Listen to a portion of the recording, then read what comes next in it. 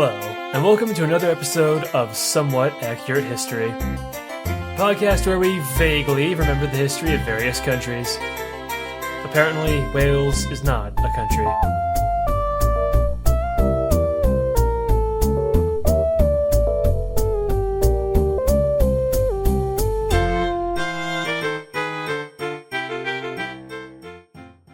Hello and welcome to another episode of Somewhat Accurate History.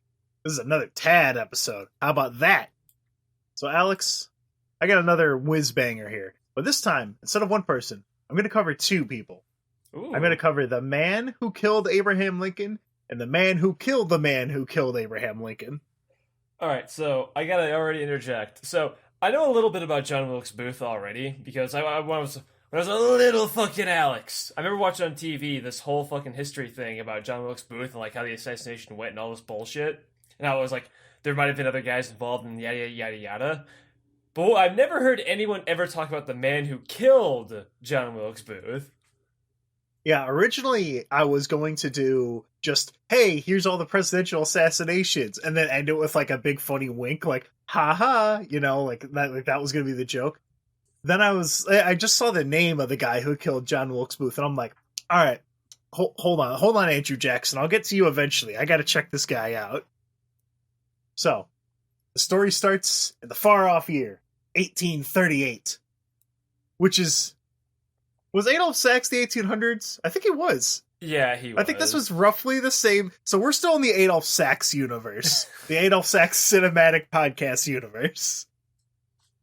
This is back when the United States only went as far west as, like, Missouri, and then it was all Native American land and Mexican land. Fun fact, Texas was not a state until, like, 1964.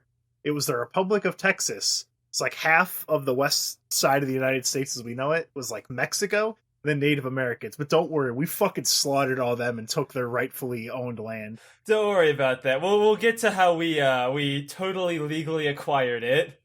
How we cucked and fucked the Native Americans. The war is not going super good for the South. Like, a bunch of their people have been captured, and it's just not going well. They keep losing battles. It's, from everyone can kind of tell, the South is going to be losing the war.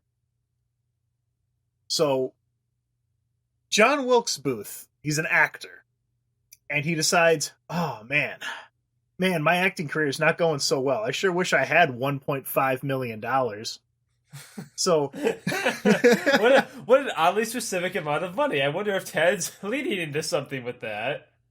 So Jefferson Davis, he's the president of the Confederates, and he was previously the U.S. Senator from Mississippi, offers a group-funded 100... So, like, everyone was, like, putting money into this fucking GoFundMe Kickstarter to pay up to $100,000 in old-timey money, which, 1.5 mil, to anyone who can kill Abraham Lincoln, the Vice President Andrew Johnson, and William Seward, the Secretary of State. And so Booth is like, all right, I got a plan. And he puts together what I call Booth's Boys, a crack team of the best the South has to offer. So, like, jack shit. Yeah, basically. So, okay, there's John Wilkes Booth. He's an actor. His job? To take out the big man in the hat. There's George Atzerodt. He's the muscle. George is a failed carriage repairman. Alright. It gets better. So, he moved to the U.S. from Prussia when he was really little, and he could barely speak English. So his target? The Secretary of State, Andrew Johnson. Well, I'll criticize the plan after. Let me hear the whole cast first. I have some questions already, though. Alright, so there's three main ones that were actually involved in the murder, you know, trying to do the assassination, and then there's a bunch of little, like, side characters. But the third part of the plan is Lewis Powell, the pretty boy. So Lewis Powell, man, I went down a rabbit hole with this fucking dude.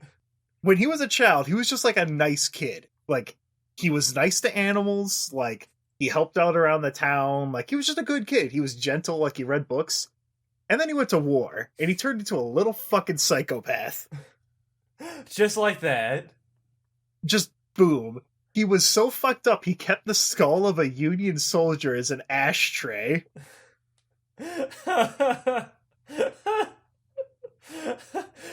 He has two modes. The nicest guy you ever meet, and twisted fucking psychopath. Lewis Powell, he also he went by like 16 different names because he would just lie his way out of every situation he got caught up in. Oh, so like me. Yeah, basically. He's the Alex in this scenario. Have you been kicked by a mule when you were 14 and it fucked up your jaw? Okay, so he got kicked by a mule and it said it fucked up his jaw. But from what I saw, it just gave him like... You ever seen the GIGA CHAD? He's got this fucking pronounced jaw that makes him look like the fucking chaddest man of the 1800s. Yeah, but... Which is probably, like, back then considered ugly or something. So that's the team. That's Booth's boys. Alright. Here's how the plan goes down. So the plan is all three of them are going to coordinate and take out each one of their targets at once. So Lewis Powell, he's only, like, 19. He can't drive. So George Harold, who's the getaway driver. They didn't really have cars, Tad. They had carriages still, right? Don't ask George about carriages. He has a bad history with them. Okay, so this is already not going too well of a plan. So for Lewis, he's like, okay. He gets with George Harold, and he goes and drops him off at William Seward's house. Then he just chills outside smoking a cigarette, right? Uh-huh. So, all right, now here's how the plan goes. So I'm going to start with George. So George was supposed to kill the Secretary of State. Instead, he loses the nerve, stays at the hotel, and drinks until he passes out. Okay, did he tell the others he did that, or they just expect him to fucking do his job? They were just Booth was like waiting for the signal from George, and he just never showed up. So he went, fuck it. And then he just did it. Yeah, George just never showed. So I'm going to do Powell's first, because Powell's is like a nice contained one. So Powell goes to Seward's home, and what happened is that the Secretary of State was in a bad carriage accident. Surprisingly, I mean, maybe George was trying to fix his carriage and he fucked it up, and this is why. I don't know. I don't know the interconnectedness here. But he was hurt, right? And oh, sorry, I just lost my place. Ignore me. Now pay attention to me again. Okay. So he goes to Seward's home and he pretends he's dressed like the fucking Undertaker. Like, he's got a trench coat, he's got the huge wide brimmed hat. And he's like, hey, I got this bottle of medicine. And like, he knocks on the door. They're like, okay, are you sure? And he just like pushes the person past and starts going up the stairs. He just like throws everyone out of his way, opens the door to the Secretary of State, and just takes out not the Secretary of State, the Vice President. That's what I was getting mixed up on. Yeah. Yeah, so he goes to the Vice President. He's like, hey, he just takes out a Bowie knife and starts fucking stabbing him. Oh, okay, so he actually does his job. Yeah, he does his job. Like, he fucking slices and dices basically everyone there. And the only reason that the Vice President lived is that he had a metal splint on his jaw that deflected the bows. Nice. It's like he would stab down and just like, ching, ching, ching. So he was real fucked up. Like he got his throat, he got his like chest. So Powell, he jumps out of the building. He's like, I did it. Hey, Harold, let's get out of here. He looks around, and Harold fucking booked it once he heard everyone screaming. Oh. So he hops on a nearby horse and just scrambles. He loses his hat, and I fucking swear to God, Alex. So he's riding away, right? And he like puts his hand on his head. It's like, oh no, I don't have a hat. So he stops and tears his sleeve to put a sleeping cap on his head because he doesn't want to look suspicious by not wearing a hat in town in the middle of the fucking night. So the missing a sleeve is okay, I guess. He just has like I assume he thought it was going to look like Link's hat from Legend of Zelda. Like, I don't know what his fucking plan was. He was just a crazy man covered in blood with a fucking sleeve wrapped around his head. Okay, so back then, wearing a hat was like the norm, so you were weirder to not have one. It was a different time, so. Tad. So, he gets to the boarding house George is at, and where they all like, they're like home, right? Their home base. And he changes clothes and he pretends to be a menial laborer. Like, he just pretends to be a yokel. But he's a yokel with really nice clothing, a torn sleeve, and a brand unused pickaxe in his hand and like a gold watch. He's looking like a RuneScape bot, Alex. So, after the assassination, George and Powell are just like, they're just captured. Like, the police go, oh, you obviously, okay. and they just capture them like they're done. And Powell, for his fucking criminal photos, I guess that a photographer understood that he had the Chad jawline because Powell was fucking posing and putting on different outfits like in his criminal photos. There's like 10 of them of him in different like spots, different like facial, literally the GIGA CHAD, Alex. Did they have cameras in the 1800s? Are you sure that isn't like an accurate representation you get from Google Images? No, they did have cameras back then. They were the cameras that like you had to sit there in like a pose for a really long time. Okay. My knowledge of technology of cameras is not very in-depth, forgive me. Either that or every single picture I saw in this book, because I read a book that was from like 1914. Like every single picture in there must have been really well drawn, or they had cameras back then. I'm pretty sure they had cameras. So that was what Powell and George did. Booth, he was able to sneak into the Ford Theater where Lincoln was. He was watching Our American Cousin, I think it was. Booth is an actor, so he had connections to kind of get in there. So he stealths his way up to the booth and stabs the army officer, and then kapow, shoots Lincoln in the back of the head. He like looks around trying to find where he can go, sees nothing, so he jumps, grabs a curtain, and falls to the stage, breaking his leg, turns around to the crowd and shouts Sic Semper Tyrannis, which is a quote from Brutus as he stabs Caesar, which means thus always to tyrants. This guy's a fucking chode. He is a theater nerd. Reminder that Brutus stabbed Caesar right in the dick, by the way. Hell yeah. So Booth escapes the theater, and everyone's like, yeah! Whoa, this is the greatest play I've ever seen! It takes him like 15 minutes to realize it wasn't part of it. This is the craziest American cousin I've ever seen! So Booth gets out of there, and he hops on a horse that Harold left for him. Because I guess Harold's like role in this was just to take everyone places, then leave horses around. So he rides out to meet with Harold. They swing by a tavern and resupply and gun the fuck up. Because they know that the entire army and police force in this entire state is on their ass. And as soon as the word gets out, everyone's going to be looking for him. Mm-hmm.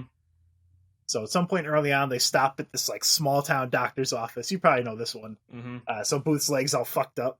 And the guy's Dr. Samuel Mudd. He doesn't know what the fuck's going on because they didn't have cell phones. They didn't have Discord back then. Yeah, they couldn't find out that the Team Fortress 2 source code was leaked within 2 hours of it happening. So he fixes his leg up and he's like, all right, I don't know what's going on. You guys go ahead and get out of your way. And as payment for his good deed, he serves 4 years in jail for treason until he's just pardoned. He's like, okay. After everyone calmed down, they're like, okay, you can leave. So now Booth and Harold keep running. And they get lost in a fucking swamp. Like the swamp of sadness. And it's like sucking in their horses and shit. Oh, no! Did they have to leave the horse behind to do the scene? I don't know. I think their horses had a stiff upper lip. Unlike fucking... What was the horse's name in Neverending Story that was too sad to live? Was it like Wilbur or some shit? I don't remember. I don't think it was Wilbur. I don't know, but, well, he's turned to fucking glue, so who cares? Well, see, their horses were fine, because their horses were fucking racist. So they were happy that Lincoln was dead. So they didn't lose their horses. And some random, like, I don't know, I guess he was just a mud farmer in the swamp, was like, he helped them get out of there and sent them on their way. He was a mud man. He was on the mud man of the swamp. So the two get out of there. And they go to find Samuel Cox, and they're super relieved to be safe. They're like, oh, man, Sammy, my boy, you can't believe what we've gone through. I can't wait to get inside your house and take my boots off. And he tells them to get the fuck out of his house. Oh, okay. Because Booth has the modern day equivalent of $1.5 million bounty on his head. So Cox is like, he just told, get the fuck out. And eventually they sweet talk him. He's like, okay, I know just the place where you guys can stay. So he just shoves them in a grove of pine trees. So okay. Booth and Harold spend the next few days, like, you know, just chilling, celebrating, drinking whiskey, you know, doing Fortnite dances on one leg. I imagine there's a grove of pine trees just like in the fucking dude's backyard. They're just like right there. Like, They're like, woo, yeah, we did it! It sure is great being assassins who murdered the president and got away with it. He like leans out the window, shut the fuck up! Yeah, so I mean that's basically what they were doing. They were just fucking gamers, dude. They were going it. And then Booth finds out from Cox that the South is actually not happy at all about what he did. They're actually really fucking pissed off. Oh, why? Because, like, they knew they were gonna lose, and Lincoln was a reasonable dude. He's like, all right, you guys, I'm gonna slowly add each state back. You're not gonna have to pay reparations. We're just gonna go back to being normal. And then he murdered the president. So they're like, God damn it. He's shocked. He's like, this is bullshit. I was supposed to be the hero, like Brutus, the guy who stabbed Caesar in the Pee-wee. Well, so he's all butthurt about that. Fun fact, if I may interject, people didn't like that Brutus did that either. People thought Brutus was a huge asshole for one, going for a humiliating wound. Because back in the day, as opposed to now, back in the day, it was seen as really mean to go for someone's dick. But also, because Brutus was a huge traitor, and the day before Caesar and him broke bread, basically they had breakfast together. So people were like, whoa, Brutus, you're a piece of shit. And nobody liked him after that. So Samuel Cox lets him know that the soldiers scouting the area have moved on. So Harold and Booth get on a canoe and try to escape on the river. Problem is, the fog is so fucking thick that they lose direction and go the wrong way. A river's one way! I know, but they don't know what's happening. They take a wrong turn at Albuquerque, and they end up further north into this country than their fucking next checkpoint. So they have to loop back around, and the fog is so dense that they come within 40 feet of colliding with a Union gunboat that was patrolling the river for their dumbasses. So they finally make it to Virginia on April 23rd, which is 9 days after the assassination. Because the assassination was on the 12th, I think. God, I hope it was on the 12th, otherwise I'd feel like a fucking moron. Don't worry about it. So they meet their contact, the next person on their contact list, Elizabeth Queensbury, who tells them, hey, it's too spicy for the pepper here. I can't host you. We should check with Dr. Stewart. I know that he sure loves the South and hates Negroes. They're like, all right, then. Yeah, sure. So they go over there. He pulls a shotgun out and tells him to get the fuck off his land. So I see that none of the one was really working together on this plan. So Booth's desperate for a place to stay. He's so tired of the outdoors. So he has an idea.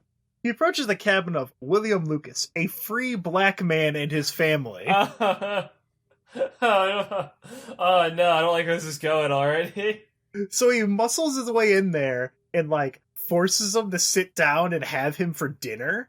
And then William tells him to eat shit, and Booth pulls out a weapon. Booth doesn't murder them all, which is what I was afraid he was going to do. Instead, he just makes them sleep outside on the porch while him and Harold stay inside. And then they just leave after that day. So it's like, okay. I mean, they could have gone way worse. Aggressively forces himself into your home just to sleep on your bed and then go home. The last thing he does to infringe upon these people is he forces the guy's son to take them to Port Charles to meet another member of their network.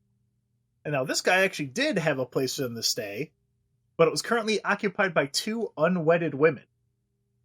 Booth and Harold decide that would be improper, so they stay outside and try to find a different place. Okay, so they may have been racist, but hey, they respected women. Get a man who could do both. Force black people out of their home and respects women at the same time. So they've got nowhere to go. They're already missing their pine thicket and all the whiskey-laden memories it left behind. So they come across a farm, a tobacco farm. It's owned by a guy named Mr. Garrett. They're in the middle of fucking nowhere. He has no idea what happened with the president or any of this. So Booth and Harold are there, and he's not too sure about them. But Booth convinces him somehow that they're both soldiers and that he was injured in combat. I mean, they got guns. That would work back then.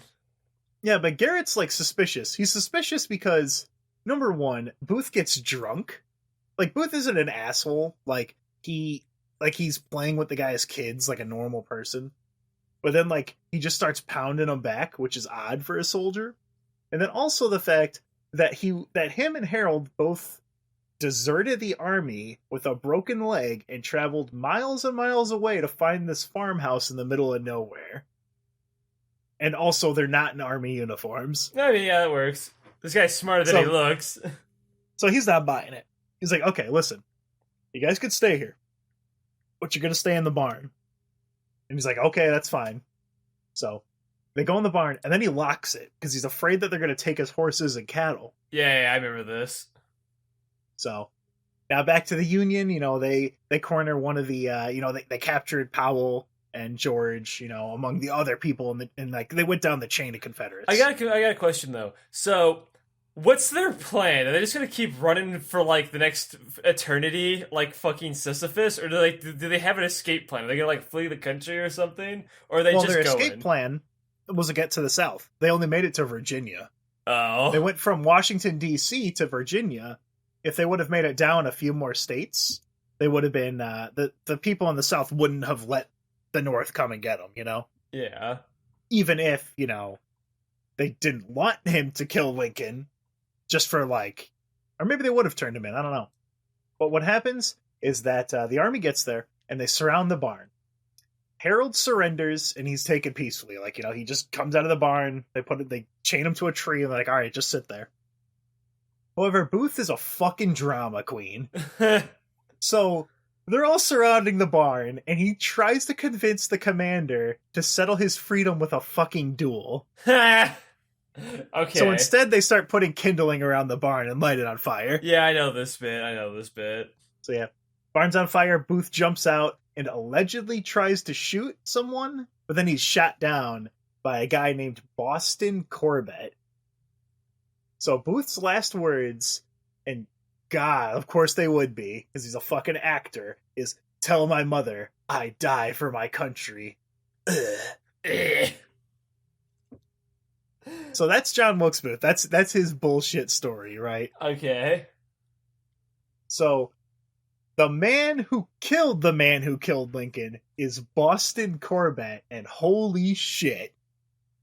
So I checked on this guy just as a lark, so I'm like, oh, that's kind of a funny name. And then it just kept going. So the thing he's most well known for is obviously killing John Wilkes Booth. So this dude he was born in London as Thomas Corbett before he moved to the United States, where he started an apprenticeship as a milliner. Do you know what a milliner is, Alex? Never heard of it. It's a hatter. Oh. Do you know what hatters do? They huff mercury for a living. Okay, hang on a minute. That doesn't sound right. Can you explain? A hatter is, someone who manufactures and puts together hats. Yeah, he plays Team Fortress. Yeah. I fucking have in there, not the Team Fortress 2 kind, shut up. But that's, they use mercury for all sorts of shit with the hats to like mold things and settle things and all sorts of shit. They had to have known that mercury was bad back then. It didn't take much of a genius to figure out it kills whatever it touches. Nah, not till like the fucking 30s or 40s, dude. Of like course. The 1900s. We used to, my mom had a toy in the 70s that was like a bunch of little balls of mercury that you would run through a maze. If you broke that, you could just eat the mercury. My mom had a little toy in the 70s, which are called mercury balls. How many mercury balls can you fit in your mouth? So he gets an apprenticeship as a hatter, right? So his life's normal for a while. Nothing too crazy. Born in London, moves to someplace in New York, moves to New York City, he gets married, and it's all fine and dandy until his wife and newborn die in childbirth. And, understandably, he's pretty fucked up by that. So he quits his job and becomes like a wandering drunk bum. So he wanders from New York City all the way to Boston to evade the debts that he built up in New York because he just stopped working and just started drinking. Of course, as you naturally do. So he's meandering around drunk and jobless until he gets a new purpose in life. He's approached by a street preacher and joins the Methodist Episcopal Church of Boston. Or the other story is that he stumbles drunkenly into a Salvation Army, and they can promise to keep coming back. I'm not sure which one it is, or which one is funnier. So, he's a holy man now. Yes. And not only is a holy man, he's fucking obnoxiously holy, man. And this time, Corbett decides that, and this is a quote, Christ, when he called his disciples, gave them new names. And so he changed his first name from Thomas to Boston. All right. I'm sure this had Because nothing that's to where he's do. been... I'm sure this had nothing to do with avoiding the taxes by changing his name. No, Alex, it's because it's in honor of his rebirth and rejuvenation for Christ at his new home of Boston. So he gives up drinking, cold turkey. You know, he's donezo, no more. He also starts growing his hair out really, really long to imitate Jesus. And this was when men would, like, put lard in their hair, like 2 pounds of lard to keep it, like, fucking glued to your scalp and really short, you know? Mm-hmm. So he gets a job again. He's working in a mason shop, which I tried to find out what it was, but apparently, so I flip-flopped because some places called it like a different store, and the person who owned it was also named Mr. Mason. But what he did was that he manufactured tools for hat making shit. So what happens in this store is that, someone would go down an assembly line. One person would like stick, like carve the wooden handle or whatever and pass it to the next guy who would like put the metal on there, and then they would pass it down to the next guy. The next guy who just takes a big old water bottle out and starts chugging mercury. Yeah. So, but what happened in this is that whenever he heard one of the men on the line swear or be uncouth, he would stop working and pray for them for a minute or two and put the entire fucking line on hold. Oh, so he was that guy. He was that guy. Imagine you're just trying to go to work. Everything sucks. Everyone's so fucking smelly. Your hat's all fucked up. And you have to listen to this Jesus dude pray every goddamn day as loud as possible and yell about Jesus to you. It's a little bit much. Alright, so Alex, this was the time when sex workers were like a commonplace thing, right? They're basically everywhere. God, I wish they still were. They are, Alex. You just have to look. Listen, Alex, why don't you check out my OnlyFans? My premium Snapchat. Well, you see, I was referencing our old episode where me and my friend got hookers. Oh, yeah. You're just lazy nerds. You don't know where to look. So Boston was trying to be the most obnoxiously holy and righteous man he could be. But damn, they got some fat fucking malonka magookers. Oh, no. Don't tell me he's going to immediately go back on being a holy man just like that. No, Alex. He's never going to go back. To avoid the temptations of the street women, he fucking castrates himself. Oh, okay. So he just takes like a pair. I imagine what it was that he was at work and he's like, you know what? Yeah, it's a good time. He just whips his balls out and smashed them with one of the hammer. So he's in the hospital for like a month. Luckily, he doesn't die somehow. Man, those are some big fat anime titties. Well, off with my dick. So it was a miracle he didn't die, and I'm sure he fucking played that up like, oh yeah, God was looking down on me. I didn't die from crushing my own balls. Oh! So, luckily for his coworkers, he enlists in the military, and they get some fucking peace. So, Boston actually does a pretty good job. Like, he works his way up from private all the way to sergeant. Like, that's respectable. That's good. That's not bad at all. So, on April 14th, Lincoln is assassinated, right? And the hunt for John Wilkes Booth goes on. So, Booth eludes capture. He's slippery until, the cavalry traps him in the barn with Dave and Harold.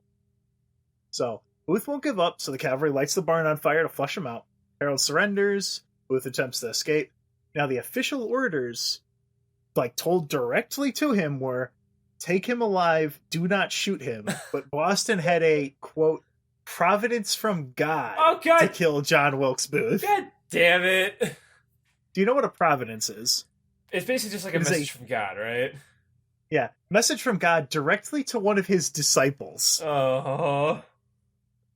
So he gets court-martialed and he's arrested, but they just let him go the next day because fuck it, whatever. So he's hailed as a hero, and the press gives him the nickname of Lincoln's Avengers. Lincoln's Avenger, parentheses, no balls. So, now here's something that's pretty interesting. So there's some sources that doubt that he actually did it. So the farm owners, Mr. Garrett and his son William, say that Booth never reached for his gun, and no one actually saw Boston take the shot, and he lost his gun. No one ever tested the gun or anything. So what happened is that he was, Booth was shot in about the same spot as where Lincoln was shot, which, well, here, I'm getting ahead of myself. So Lieutenant Colonel Conger, his last name was Conger, asked, "Who fired that gun?" And no one comes forward. I assume because they were afraid of being court-martialed. So after a little bit, Boston comes forward and says, "Oh, I did it. Look at me. I'm so good." So they don't know if he did it exactly or not. And Booth was shot around the same spot Lincoln was, like in the neck. So fucking Boston was, he was so happy that he shot him in the same spot. He gave like a fucking awful, annoying Christian speech. You know what I mean? You know what I'm talking about. I imagine that's just how he talks at this point. It's just like, oh god. So the reward on Booth's head was $1.5 million, and remember, this is adjusted for inflation. Yeah. But he only ended up getting about 28,000 because they gave out the money to like everyone along the chain who got to him. Oh, yeah. So I guess that makes sense. And then a bunch of people were like, "Hey, give it to the guy who killed Booth," and like, gave up their portion, gave up their 2,500 to go to him and shit. Yeah. So after he killed Booth, Boston, he's the big hero man, providence from God. He's basically the best. So he fulfills his military time, and and near the very end of it, he's captured by men from the South and kept in a bullpen with no shelter for 5 months. There was 14 dudes that were captured, and there was only 2 that survived, him and one other one. Again, fueling his fucking religious fervor that he's a chosen disciple from God. Oh, man, this guy's getting a bunch of L's, a bunch of W's that he doesn't deserve. He is playing mid-Malzahar and like falling behind because he keeps getting ganked, but then he just presses the funny button. He's not earning these W's, Alex. He's playing set and pressing any of his buttons. So his military service is finally over. And so he goes back to imbibing mercury for a living, and he goes off the rails. Okay. He's out of money, so he starts milking the Lincoln's Avenger, like that shtick. How did he run out of money already? He had like a fuckload from killing the dude who killed Lincoln. Alex, this man is not smart. He was spending it on all sorts of stupid shit. So he shows up to all these like churches and women's groups and Sunday schools to give speeches and presentations about his actions in the war, and he's never invited back to a single one. So he claims it's a conspiracy by men high in authority in Washington at the time of the assassination who wanted the glory of prosecuting Booth to themselves. In reality, it's because he would show up drunk as a fucking skunk and he'd whip his fucking guns out to duel people. I was worried you were gonna say whips his fucking dick out to show the wound he got in order to serve God. Look, this is how I know I'm a holy man. Just whip his dick out. Whip his like mangled fucking dick out. Like a gnarled tree branch. So Boston's getting more and more paranoid. He's whipping guns out, he's drinking mercury, he's firing shots, he's drinking mercury, he's drinking booze, he's drinking mercury. I like how Booth has been dead for a while now, so this is no longer about the assassination anymore. Now it's just about this man. Him. Now just crazy person. So he's walking around town, and he's challenging strangers and friends to duels, or just flashing his fucking piece to anyone he thinks is suspicious. To fuel this, he's been getting death threats in the mail from Booth's Avengers and like secret groups, like people from the South sending him letters saying, "Hey, I'm gonna kill you," Oh, so this is only making it worse. Yeah. So he was going off the rails, but now he's off the track. He's winning the safest park award right now, Alex. So it's 10 years after the war ends. The war ends when Lincoln's killed. It's 10 years, and he's at a Veterans War reunion. The Soldiers' Reunion of the Blue and Gray in Ohio in 1875. It's all Ohio. Always has been. So, a couple of the guys there are drinking their, like, apple mush. Do you know what that is? I imagine it is mushed up apples to form juice, because they couldn't actually get juice concentrate back then. There was a thing that people would do, is that there were so many apple trees around kind of the eastern side of the United States, middle and eastern. is that there would be barrels that they just like throw apples in, and then it would ferment and become this putrid alcoholic mess. So they're drinking their apple mush, and they're very casually like, hey, I heard Booth might not have actually died. I wonder if that's true. Yeah, man, I don't know. Hey, you ever heard of this thing called electricity? So Boston fucking butts in and tries to start a fight. He takes out his gun and draws it on the two men with the intent to kill. So he gets his ass kicked out of the reunion and he's thrown out into a barrel of apple mush like a cartoon. Because he's only 5'5". He's a manlet, dude. Of course he is.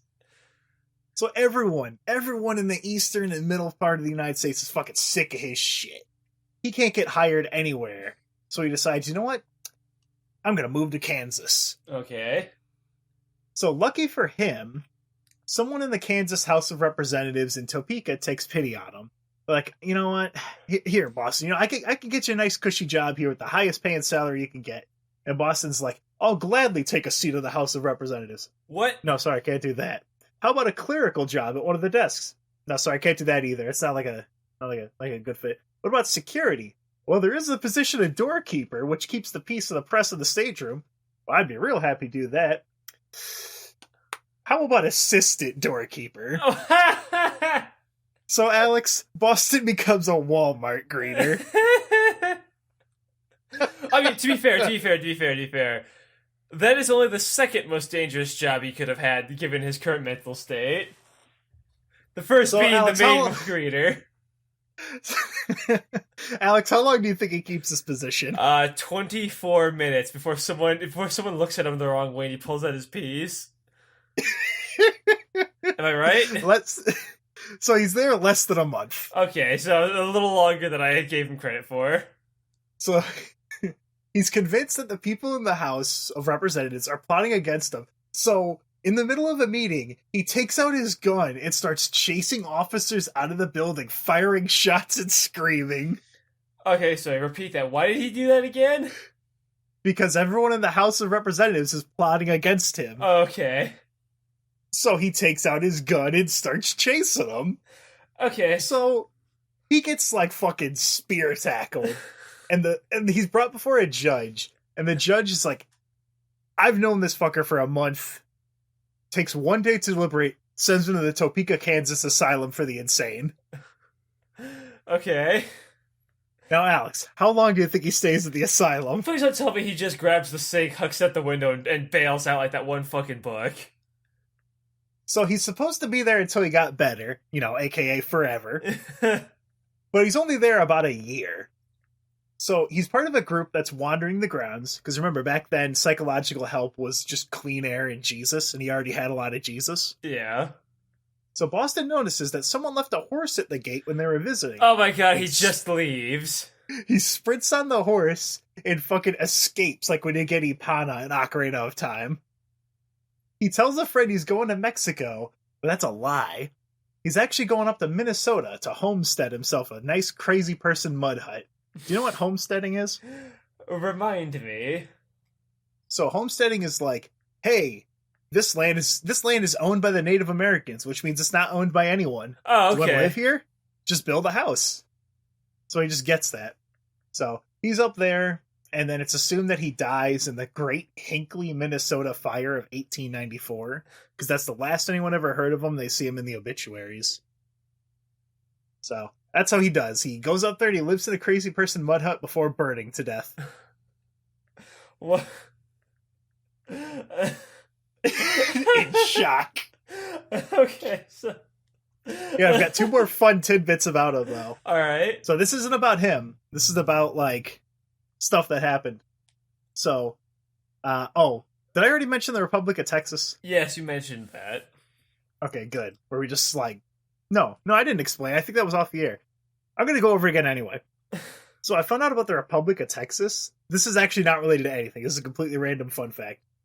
So, Texas was an area of Mexico that just left in 1836 on their own, and then Mexico would they just ignored that and pretended it was still part of Mexico. Kind of like how the Chinese show, a bunch of extra land on their Chinese maps. like down in like all the islands and shit. They just say that's part of China. You know Yeah. what I'm talking about? And Tibet.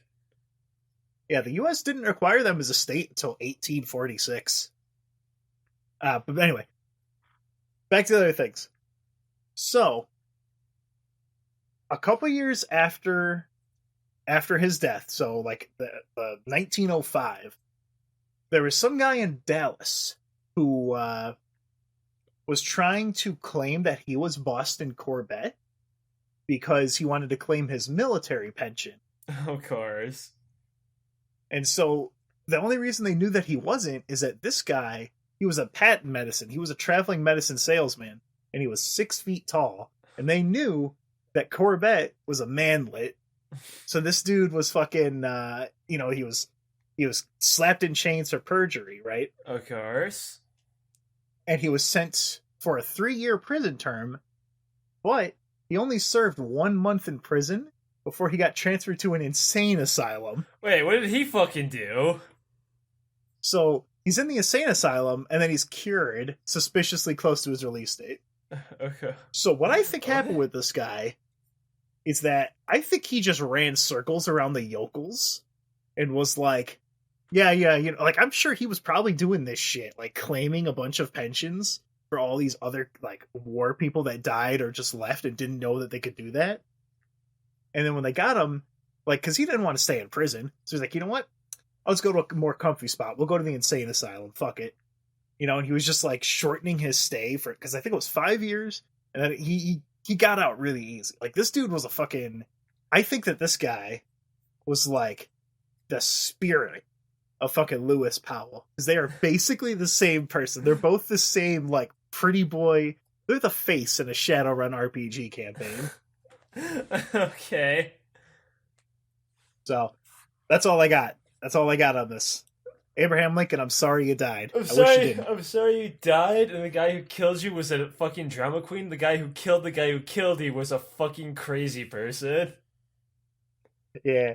I love the 1800s, dude, because this was like within 15 years of the saxophone shit. It's insane. History is kind of crazy. Haha. I like how both of their history episodes, by the way, of I've covered stuff in the 1500s and you've covered stuff in the 1800s. That's true. How wacky is that, Alex? And technically I did mythology that was like 4,000 years old, but that doesn't count. Don't worry about it. What a laugh out loud moment. Lots of love. You know what else has lots of love, Alex? Finding the podcast on YouTube. I was going to answer with something funny, and then you just keep talking. I was going to say, you can find the podcast on YouTube, Google Play, and iTunes. And also, Ted, you can go fucking kill yourself. And I can post about that on Twitter, on the Discord, and the Patreon. I think that's everything. Oh, yeah, we can also do it on Spotify. You can go on Spotify. Old School RuneScape Beats put his albums up on Spotify. So you can listen to... listen, Alex. The only type of music I listen to is remixed trap beats of browser MMOs from 2007. You can also join our public Discord where we might pay attention. I don't know, maybe. All right, so thanks for listening, and Alex, end the episode. 24. Based.